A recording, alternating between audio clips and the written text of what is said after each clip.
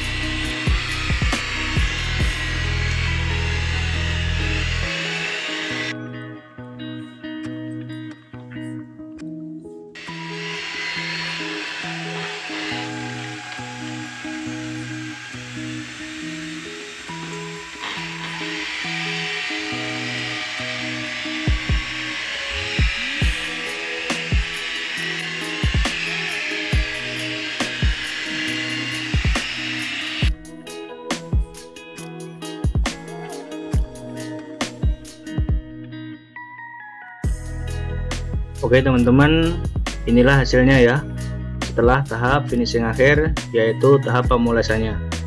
Bisa teman-teman lihat dan nilai sendiri ya. Oke, sampai di sini dulu perjumpaan kita kali ini. Semoga video ini bisa membantu dan bermanfaat buat teman-teman. Dan terima kasih buat teman-teman yang sudah menonton video ini sampai selesai. Semoga selalu diberi kesehatan dan dimudahkan segala rezekinya. Jumpa lagi di video-video saya selanjutnya.